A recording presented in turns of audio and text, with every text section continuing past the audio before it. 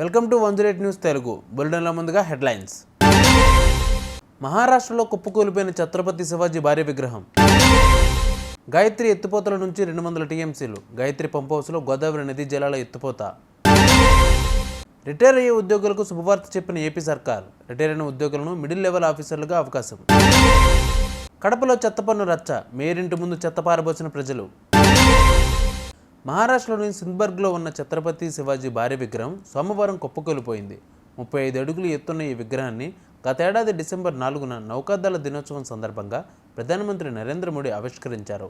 రాష్ట్రంలో గత 3 రోజుల నుంచి కురుస్తున్న వర్షాల కారణంగానే విగ్రహం కూలినట్లు భావిస్తున్నామని, అసలు కారణాన్ని నిపుణులు త్వరలోనే వెల్లడిస్తారని అధికారులు తెలిపారు. కాగా 9 నెలలు కూడా పూర్తి కాకుండానే విగ్రహం కూలిపోవడం పట్ల ప్రతిపక్షాలు మండిపడ్డాయి. రాష్ట్ర ప్రభుత్వానికి ప్రచారం మీద ఉన్న దృష్టి నాణ్యత మీద లేదని దుయ్యబట్టాయి. కాళేశ్వరం ప్రాజెక్టు 8వ ప్యాకేజీ అయిన గాయత్రి పంప్ హౌస్ ప్రారంభించినప్పటి నుంచి 200 టీఎంసీల గోదావరి నదీ జలాలను ఎత్తిపోశారు. 2019 ఆగస్టు 11న తొలిసారిగా గాయత్రి పంప్ హౌస్ నుంచి నీటి సరఫరా ప్రారంభించారు. లక్ష్మీపూర్లోని భూగర్భ చెరువు నుంచి 115 అడుగుల ఎత్తులోని ఉపరితలంపైకి నీటిని ఎత్తిపోస్తున్నారు. దీనికి 139 మెగావాట్ల సామర్థ్యం ఉన్న 7 బాహుబలి పంపులు ఉపయోగిస్తున్నారు.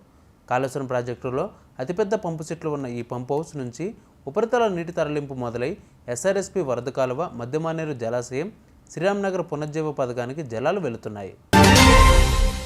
రిటైర్ అయ్యే ఉద్యోగులకు శుభవార్త చెప్పింది ఆంధ్రప్రదేశ్ ప్రభుత్వం. మళ్లీ వాళ్ళు ఉద్యోగం చేసుకునే అవకాశం కల్పించేందుకు విధి విధానాలు ఖరారు చేసింది. రిటైర్ అయిన ఉద్యోగులను మిడిల్ లెవెల్ ఆఫీసర్లుగా కాంట్రాక్ట్ అవుట్సోర్సింగ్ విధానం ద్వారా రీఅపాయింట్మెంట్ కోసం విధి విధానాలు విడుదల చేస్తూ ఉత్తర్వులు విడుదల చేసింది రాష్ట్ర ప్రభుత్వం. గతంలో ఎలాంటి విధి విధానాలు పాటించకుండానే నియామకాలు జరిగాయని జీవోలో వెల్లడించింది. ఇప్పుడు విధి విధానాల నియామకం కోసం ప్రత్యేక స్క్రీనింగ్ కమిటీలు నియమిస్తూ జీవో విడుదల చేసింది. డిప్యూటీ సెక్రటరీ, డిప్యూటీ డైరెక్టర్ క్యాడర్లో వారిని నియమించాలనుకుంటే దానికోసం స్క్రీనింగ్ కమిటీ ఏర్పాటు చేసింది. Chief secretary, finance, principal secretary, special సిఎస్లతో కమిటీ ఏర్పాటు చేశారు. డిప్యూటీ సెక్రటరీ, డిప్యూటీ డైరెక్టర్, అంతకన్నా కింది స్థాయిలో రిటైర్ ఉద్యోగుల నియామకాలకు జీఏడీ పొలిటికల్ ప్రిన్సిపల్ సెక్రటరీ నేతృత్వంలో 3 సభ్యులతో కమిటీ ఏర్పాటు చేస్తున్నట్లు ఉత్తర్వులు పేర్కొంది. స్క్రీనింగ్ కమిటీ ఆమోదం పొంది ఎవరినైనా రీఅపాయింట్మెంట్ చేసుకోవాలంటే ముఖ్యమంత్రి అనుమతి పొందాలని ఉత్తర్వుల్లో వెల్లడించింది. ఈ మేరకు ఉత్తర్వులు జారీ చేశారు ఆంధ్రప్రదేశ్ ప్రభుత్వ ప్రధాన కార్యదర్శి నీరబ్ కుమార్ ప్రసాద్. ఏపీలో గత ప్రభుత్వం ప్రజలపై చెత్త పన్ను భారం మోపిన విషయం తెలిసిందే. అయితే కూటమి ప్రభుత్వం చెత్త పన్నును రద్దు చేసింది. కానీ మేయర్ సురేష్ బాబు మాత్రం ఆ దిశగా అడుగులు వేయడం లేదు. పన్ను చెల్లించకపోతే ఇంటింటికి వెళ్లి చెత్త సేకరించొద్దని పారిశుద్ధ్య కార్మికులను ఆదేశించారు. చెత్త పన్ను వసూలు చేయొద్దని ప్రభుత్వం నుంచి తమకు ఎలాంటి అధికారిక ఆదేశాలు రాలేదని మేయర్ అంటున్నారు. దీంతో ఎమ్మెల్యే మాధవిరెడ్డి ఆగ్రహం వ్యక్తం చేశారు. నిన్న జరిగిన కడప కౌన్సిల్ సభలో మేయర్ సురేష్ బాబును ఆమె నిలదీశారు. ప్రభుత్వం చెత్త పన్ను రద్దు చేసిందని, ఎందుకు సేకరణ చేయడం లేదని మండిపడ్డారు. దీనితో మేయర్, ఎమ్మెల్యే మధ్య మాటల యుద్ధం నడిచింది. చెత్త పన్నుపై ఎమ్మెల్యే మాధవిరెడ్డి అనవసరంగా రాద్ధాంతం చేస్తున్నారని మేయర్ సురేష్ బాబు మండిపడ్డారు.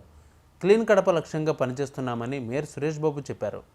కాగా కడప ప్రజలు చెత్త పన్ను కట్టొద్దని ఎమ్మెల్యే మాధవిరెడ్డి కౌంటర్ ఇచ్చారు. చెత్త తీసుకెళ్లి మేయర్ ఇంటి ముందు పడేయాలని పిలుపునిచ్చారు. దీనితో చెత్త సేకరించాల్సిన బాధ్యత కడప కార్పొరేషన్పై ఉందన్నారు. చెత్త సేకరణకు వెళ్లకుండా వాహనాలను తగ్గించేందుకు మేయర్ కుట్ర పన్నారంటూ ఆగ్రహం వ్యక్తం చేశారు. చెత్త పన్ను కట్టకపోతే చెత్త ఏరివేత కుదరదన్న మేయర్ సురేష్ బాబు. చెత్త పన్ను కట్టేదే లేదని తెగేసి చెప్పిన ఎమ్మెల్యే మాధవిరెడ్డి. మేయర్ ఇంటిని ముట్టడించి చెత్త పారబోసిన జనం.